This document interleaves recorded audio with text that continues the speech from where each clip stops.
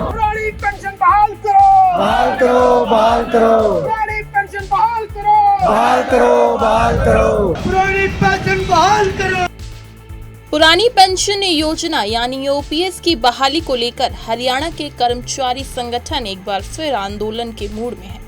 कर्मचारी नेता और ओपीएस हरियाणा प्रदेश अध्यक्ष विजेंद्र धारीवाल ने केंद्र और हरियाणा सरकार को कर्मचारी विरोधी करार देते हुए आगामी दिनों में दिल्ली में बड़े प्रदर्शन की घोषणा की है। 2017 से हुआ ये आंदोलन अब और तेज होता दिख रहा है।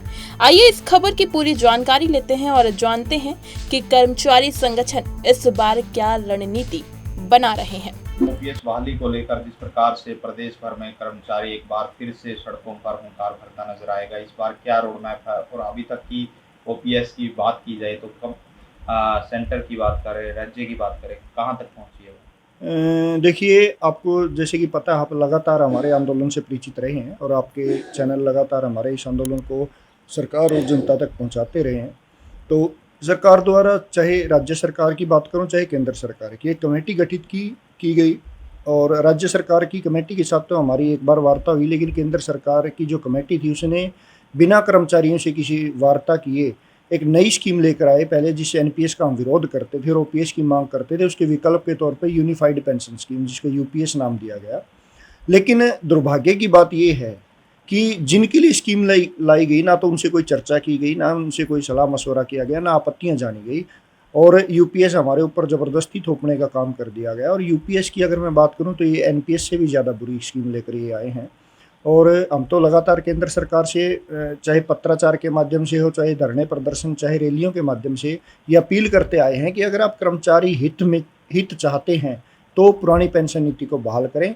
और जो एनपीएस और यूपीएस, ये ना तो कर्मचारी हित में है, ना ही देश और प्रदेश के हित में। केवल एक पूंजीवादी ऐसी व्यवस्था है जिससे कर्मचारियों के पैसे का और आम जनता के टैक्स के पैसे का शेयर मार्केट वगैरह में लगाकर इसका दुरुपयोग किया जा रहा है और कुछ चंद पूंजीपति घरानों को उसका लाभ पहुंचाने का काम किया जा रहा है, जिसके विरोध में कल भी हरियाणा के तमाम जिलों के अंदर रोष प्रदर्शन किए गए और तमाम विभागों के कर्मचारियों अधिकारियों द्वारा काली पट्टी बांधकर अपने अपने विभागों में कार्य किया गया।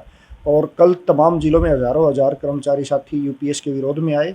और अगर मैं केंद्र सरकार की बात करूं, केंद्र सरकार ने 1 अप्रैल 2025 से यूपीएस लागू की केंद्रीय कर्मचारियों पर और 30 जून तक यूपीएस का विकल्प चुनने के लिए कहा गया।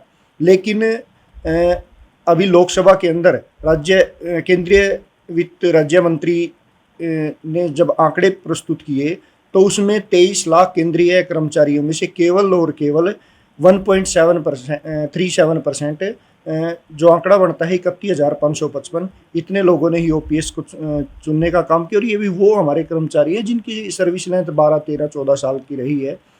तो मैं सरकार से आपके चैनल के माध्यम से आग्रह करूंगा कि जल्द से जल्द पुरानी पेंशन नीति को बहाल करें।